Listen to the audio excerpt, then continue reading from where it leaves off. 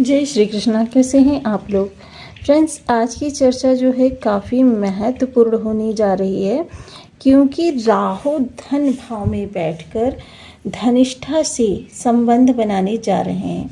जैसे ही इनका धनिष्ठा में गोचर होगा वैसे ही चीज़ें पूरी तरीके से बदल जाएंगी, क्योंकि कोई भी ग्रह जो हो वो नक्षत्रगत प्रभाव देता हुआ देखा जाता है। हमारे जीवन को संचालित करने में 9 ग्रह और 27 नक्षत्रों का विशेष योगदान होता है, और इसी योगदान को आधार तथ्य मानकर हम ज्योतिषीय चर्चाओं को आगे बढ़ाते हैं।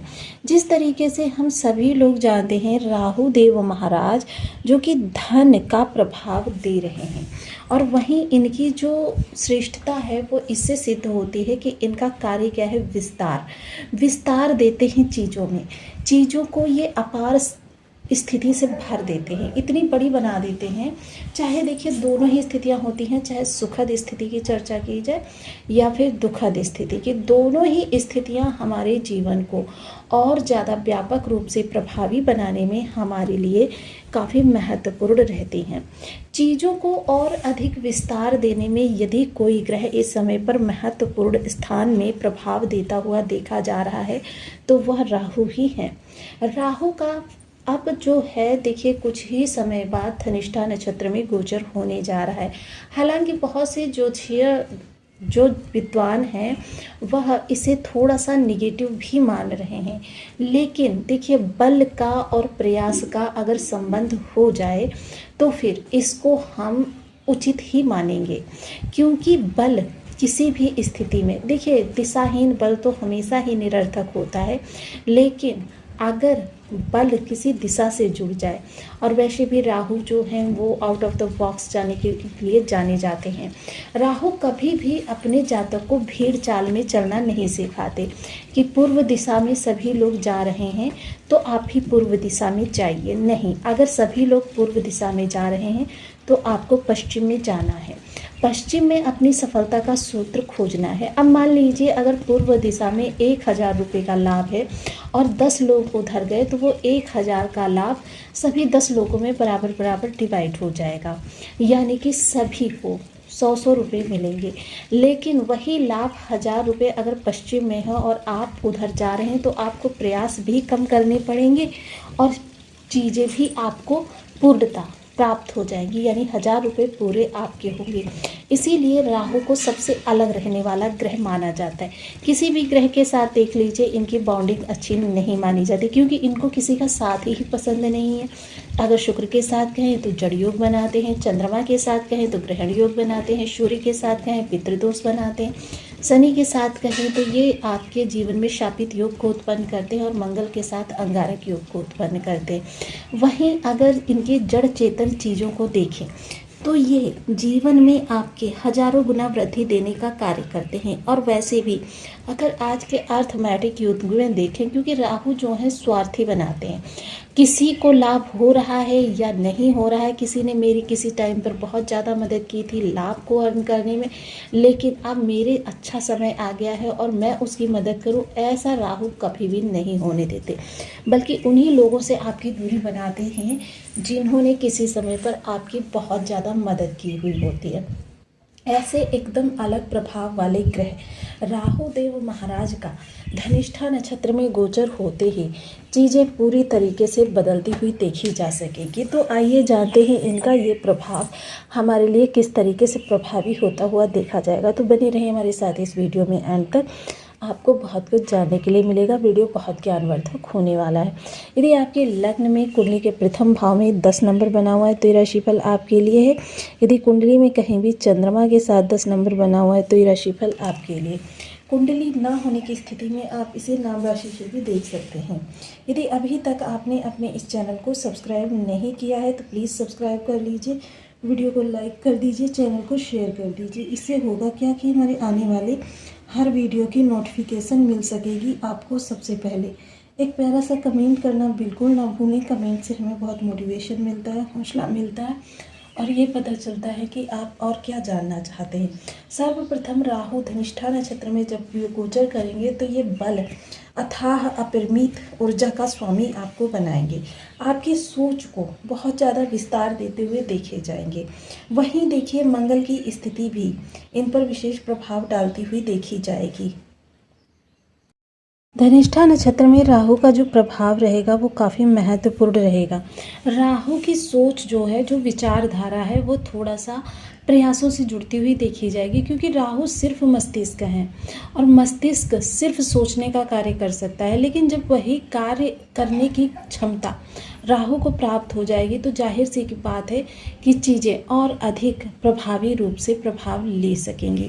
अब राहु सबसे पहले, क्योंकि मंगल का यहाँ पर प्रभाव आ जाएगा धनिष्ठा नक्षत्र के माध्यम से, तो जाहिर सी बात है वाणी थोड़ी सी आपकी सशक्त, बड़ी, बलवान, यानी कि लोगों पर प्रभाव डालने वाली होगी। वहीं अगर खान पान के बारे में चर्चा की जाए तो खान पान देखिए बहुत ही आपका आकर्षक रहेगा, लेकिन जितना संभव हो सके आपके लिए सात्विक भोजन करना ही श्रेष्ठ होता है। ये आपके स्वास्थ्य के दृष्टिकोण से भी उचित रहेगा और आपके ग्रहों के हिसाब से भी उचित रहेगा। वहीं थोड़ा सा इस समय किसी पारिवारिक मतभेद को लेकर विवादों में उलझने से बचें, क्योंकि जहां राहु इस समय षष्ठ भाव को देख रहे हैं, वहीं राहु का जो विशेष गोचर है वो आपके विवाद संबंधी चीज़ों को यानी कि तूल पकड़ा देगा, जिसकी वजह से आपके लिए चीज़ें और ज़्यादा कॉम्प्लिकेटेड होती हुई देखी जाएंगी। इतनी ज़्यादा भी कॉम्प्लिकेटेड हो सकती हैं कि जिनको फ्यूचर में आप कभी संभाल ही ना सकें। चीज़ें आपके लिए और अधिक प्रभावशाली रूप से विस्तार को जन्म देती हुई देखी जाएंगी। वहीं अगर इस समय पर हम चर्चा को आगे बढ़ाएं तो यह चर्चा हमारी आपके संचयन से भी होगी। जाहिर सी बात है कि इस समय जो आपकी पूर्ण शक्ति है वह आपके धन से जुड़ जाएगी, कि संचयन को आप अधिक महत्व देते हुए देखे जाएंगे। षष्ठ स्थान तो जाहिर सी बात है कि इस समय प्रबल शत्रुहंता से भी बड़े वाले शत्रुहंता, कि मतलब लोग मानसिक रूप से अगर आपको आघात पहुंचाने का प्रयास करेंगे तो भी ये राहु इस समय पर उनके लिए बहुत ही ज़्यादा बलवान होकर प्रभाव देते हुए देखे जाएंगे। यदि आपके कंपटीटर की यहाँ पर चर्चा की जाए तो जाहिर सी बात है कि कंपटीटर किसी भी प्रतिस्पर्धा में आपका सामना नहीं कर सकता।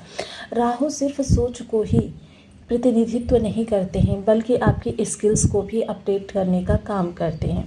जितनी ज़्यादा आपकी स्किल्स अपडेट होती है, जाहिर सी बात है मेंटली आप जितने ज़्यादा स्ट्रांग होंगे उतनी ही चीज़ें आपके लिए अच्छी होती हुई देखी जाएंगी, क्योंकि कोई भी निगेटिविटी हो सबसे पहले उसका वार मस्तिष्क पर ही होता हुआ देखा जाता है, जिसकी वजह से चीज़ें और ज़्यादा जटिल हो जाती हैं। सप्तम दृष्टि अगर देखें तो आपके अष्टम स्थान पर जाती हुई देखी जाएगी, तो जाहिर सी बात है अष्टम स्थान काफ़ी महत्वपूर्ण भाव होता है, जहां आपकी समस्याएं जन्म लेती हैं, लेकिन समाधान भी इसी स्थान पर उपस्थित होता है, क्योंकि राहु को समस्या कहा जाता है और केतु को समाधान कहा जाता है। ये दोनों एक ही स्थान पर, क्योंकि समस्याओं की उत्पत्ति का घर कौन सा है, आपका अष्टम स्थान, और समस्याओं की निवृत्ति का ग्रह कहाँ बैठा हुआ है, अष्टम स्थान। तो जाहिर सी बात है कि यहाँ पर आपकी समस्या और समाधान दोनों निकल कर आएंगे। तो वहीं आपके लिए इस समय देखिए एक चीज़ बिल्कुल भी मत भूलिएगा कि राहु एक भ्रमकारी ग्रह है, मरीचिका है, ऐसी मरीचिका जो चीज़ों को कॉम्प्लिकेटेड बनाती है, आपको उसका महत्वपूर्ण तोड़ मिलने में काफ़ी विलम्ब हो जाता है, जिसकी वजह से चीज़ें और अधिक कॉम्प्लिकेटेड स्थिति में आ जाती हैं और आपके लिए चीज़ों का प्रभाव जो है काफ़ी महत्वपूर्ण हो जाता है।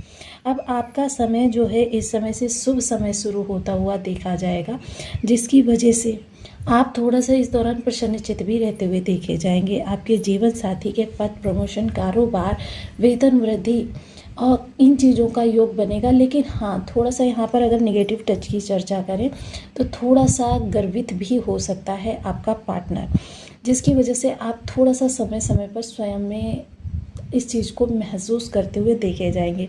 हालांकि देखिए, सब्र और संयम आपके लिए बहुत ही आवश्यक है। जितना ज़्यादा सब्र और संयम से कार्यों को आगे बढ़ाएंगे, उतनी ही चीज़ें आपके लिए सुगम होती हुई देखी जाएंगी। वहीं नवम दृष्टि जो आपके दसम स्थान पर जाएगी, ये भी काफ़ी महत्वपूर्ण होगी, क्योंकि राहु की दृष्टि तुला राशि में बैलेंस की राशि में मंगल का साथ लिए हुए, ये सबसे महत्वपूर्ण रहने वाला है। आजीविका में इस समय पर आपका बैलेंस, जो भी डिसबैलेंस होता हुआ देखा जाएगा, राशि उसको संभालेगी, मंगल उसको बड़ा बनाएंगे और वहीं राहु विस्तार देंगे। तो काफ़ी सारी चीज़ें इस समय जो आपके लिए जटिल हो रही थी, कॉम्प्लिकेटेड हो रही थी, उनके लिए आप सही मार्ग निकाल पाएंगे। और अगर मार्ग में किसी भी प्रकार के अवरोध उत्पन्न हो रहे हैं, यानी कि आपके कार्य क्षेत्र में किसी भी तरीके की विषमता बनी हुई है, तो यह समय काल उस विषमता से निकलकर आपके लिए स्थितियों को सुगम बनाने में आपका 100% सहयोग देता हुआ देखा जाएगा। आपके लिए चीज़ें और अधिक बेहतर से बेहतर होती हुई देखी जाएंगी। और सबसे बड़ी बात कि कार्य में इस समय परिवर्तन आपके लिए संभव है। परिवर्तन भी ऐसा होगा जो आपकी स्थिति पर बहुत बड़ा प्रभाव डालने वाला होगा।